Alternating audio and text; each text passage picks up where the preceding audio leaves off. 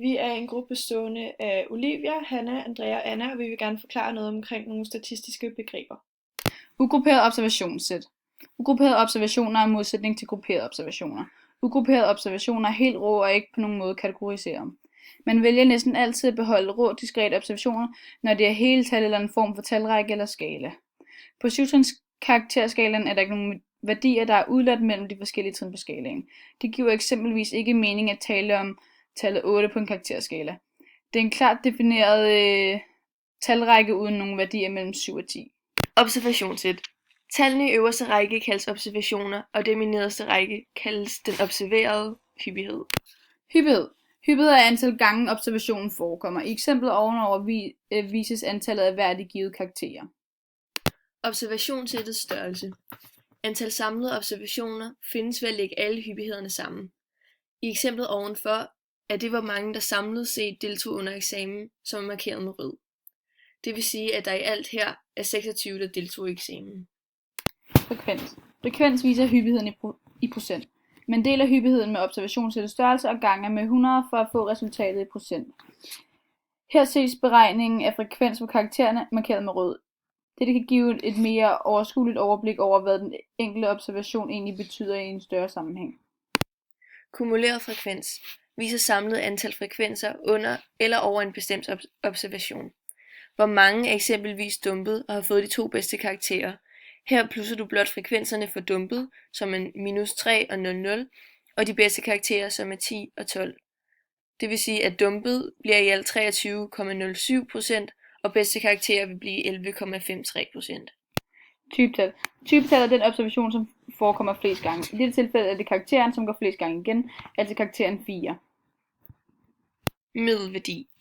Middelværdi, også kaldet gennemsnittet, er observationssættets størrelse i datasæt divideret med antallet af værdier.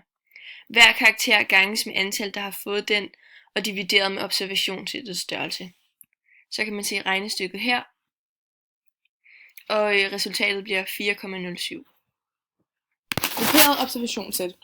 Grupperede observationer indebærer større observationssæt, der får store overskue i et almindeligt enkelt observationssæt.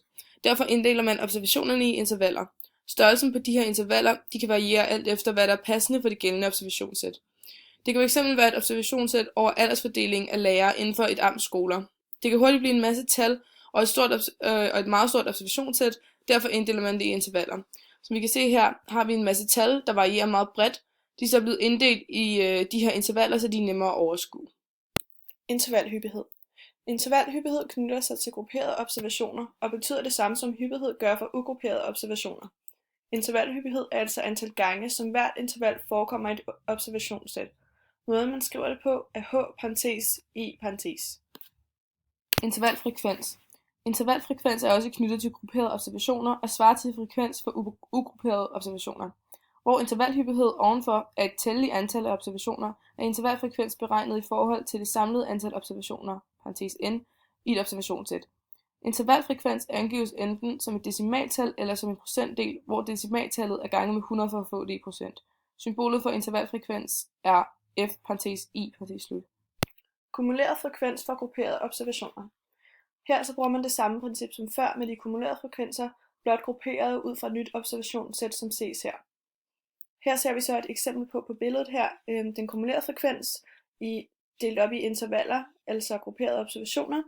For eksempel fra 0 til 0,5 har vi en decimal på 0,464, som oftest udregnes til procent efterfølgende. Typeinterval. I stedet for typetal hedder det her altså typeinterval. Det er altså det interval, hvor der forekommer flest observationer indenfor. I tabellen nedenfor er typeintervallet altså fra 45 til 50, fordi det er der er flest observationer indenfor. Boksplot. Et boksplot anvendes som en metode til at illustrere median, øvre og nedre kvartil samt mindste og største observation. De lodrette linjer i boksen angiver nedre kvartil, median og øvre kvartil.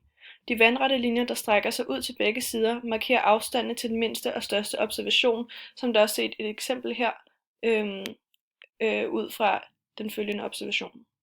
Sumkurve. Hvis ens data er ugrupperet, tegner man sin sumkurve ved fra sin observation at gå lodret op til sin kumulerede frekvens. Derefter går man vandret hen til næste observation, hvorefter man går lodret op til dennes kumulerede frekvens, som vi kan se her. Lodret op, hen, lodret op, hen. Hvis ens data derimod er grupperet, tegner man sin sumkurve ved fra højre endepunkt af intervallet at afsætte sin kumulerede frekvens. Når man har gjort det for alle intervallerne, forbinder man punkterne med rette linjer, som jeg altså kan sige. Det er kurven. Og en sumkurve, det viser den kumulerede frekvens. Histogram.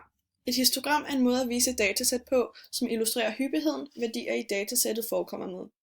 Det bruges til at få overblik over, hvordan data fordeler sig, og for eksempel vurdere sandsynlighedsfordelingen. Dette histogram viser noget om middelværdien og om spredningen.